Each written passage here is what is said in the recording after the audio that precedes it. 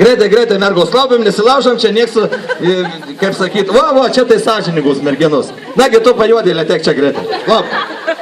Greitai, kita pajuodėlė, draugi pajuodėlės irgi. Greitai, laupiam.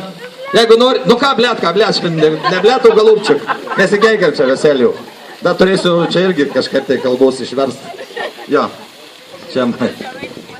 Vat kaip reikia biskį bizūnų to mergom. Dabar žiūrėkit, merginos. Ar jums gaila šito? Negaila. Jums? Truputį. Jums? Irgi. Jums? Geras žmogus, ne špiga taukota. Ką nors pamokino šiandien? Ai, bendrai, ką jūs geriau žinot? Aš neklausiu, čia jau kodėl dabar pasakoju. Jau iš karto įsidavė. Jo, gerai. Dabar toms, kurios gaila, žliumbet. Man patinka kaip žliumbet, žinai, žliumbet. Nu, čia žliumbimas. Kada žliumbet, mergos, kada žliumbet, suprantat, snargys nutysta iki žemės, panašiai, o tu toks, aš suprantu. Ir man minkština širdį, tai aš galėčiau jį kažkaip tai lengviausiu jūs tapti. Tai prašom, žliumbiam. Žliumbiam. Sakau, žliumbiam, nesiginčiam čia. Žliumbiam, mergos, nu, garsiai. Va, kažkas panašaus, nu, su tokiais. Nu, jodam, nu, normaliai, va. Jo. Gerai, pažliumbėt biskį. Aišku, čia priverstinis toks žliumbiamas. Gausit nuo vyrų piltą, tai tik tai matysit, kad išmaugysiu žliumb čia. Dabar žiūrėkit.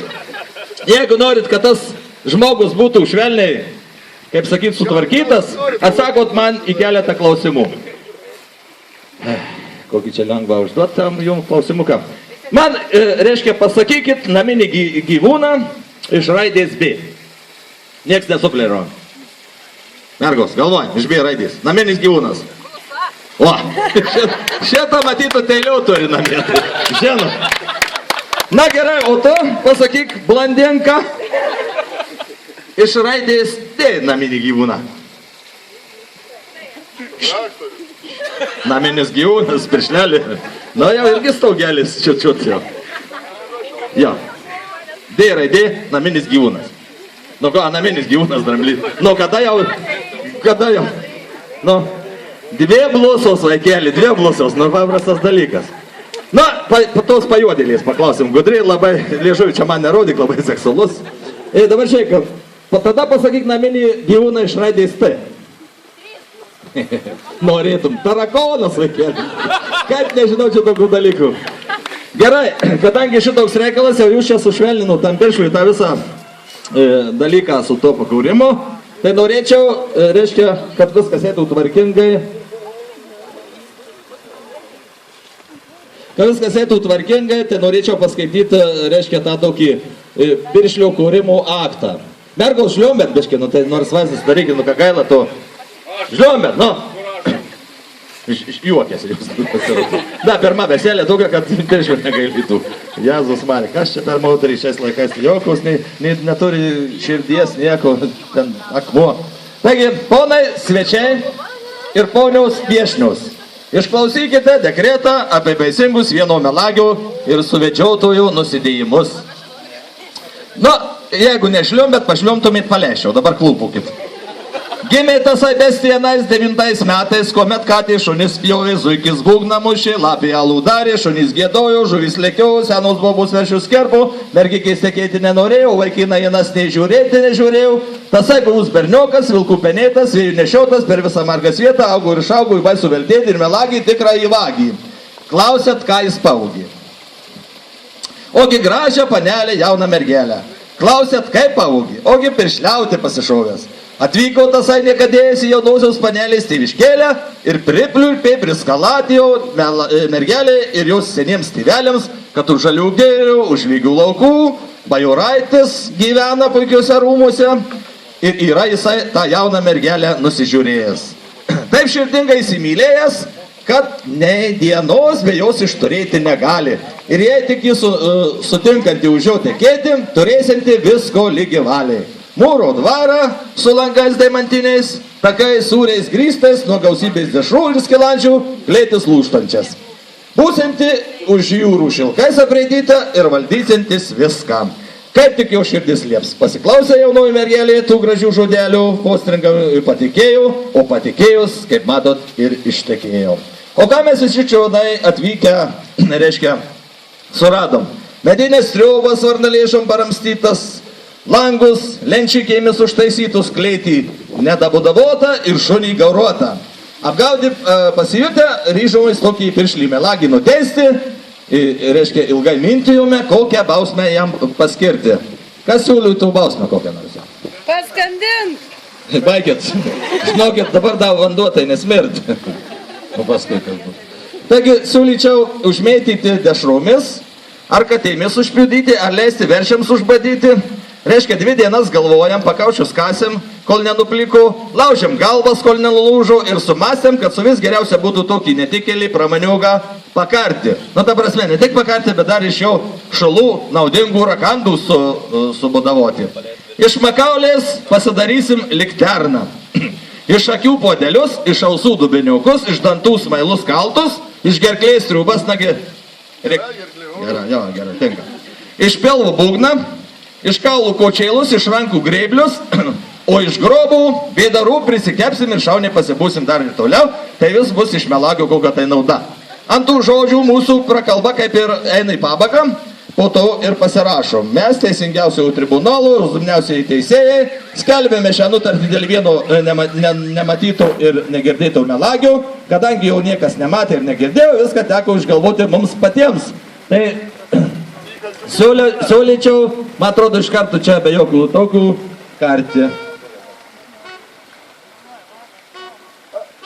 Ar dar sakyčiau, kadangi esame jau dabar humaniški žmonės, tokį, kaip sakyt, europiško lygio, tai dar gal suteiksim žodį. Ar norit iš jo ką nors dar išgirsti? Dar neužtenka, ką prisimelau per 1,5 paros. Na, jaunoji nori, tai... Aš šauksiu gal. Šauk. Į dangų neina, šuns balsas. Nežinau, ką galiu paskaityti, čia labai ilgą tą testamentą.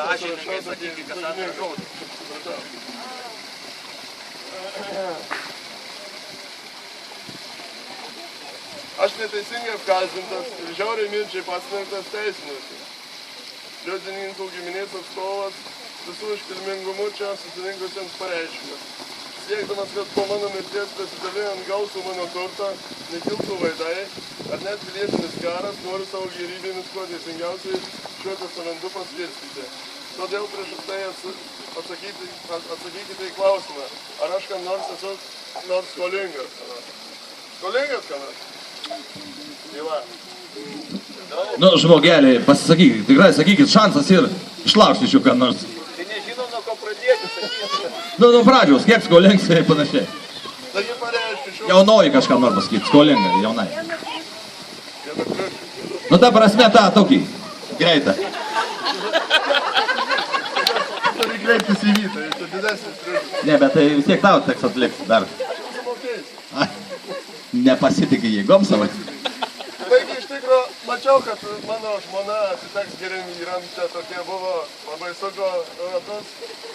Kaip sakant, kaltas nesijaučiu, o jeigu jau kas čia gavosi netyčiam, tai žinot, per tą ilgą liežuvį. Tai skaitau, paleiskit, nu, dar tokia yra bausmė labai žiauri.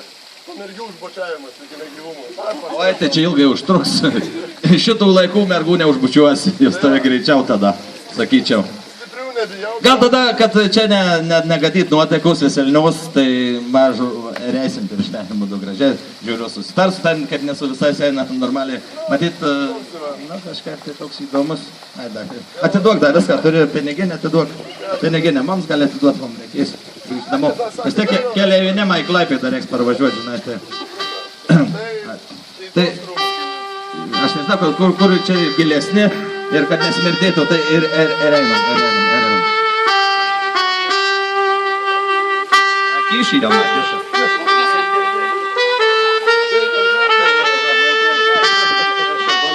Ką tai ilgoj čia sakė? Taigi paplojam, sėdeliukai, ir šitas piršlys liko išgelbėtas.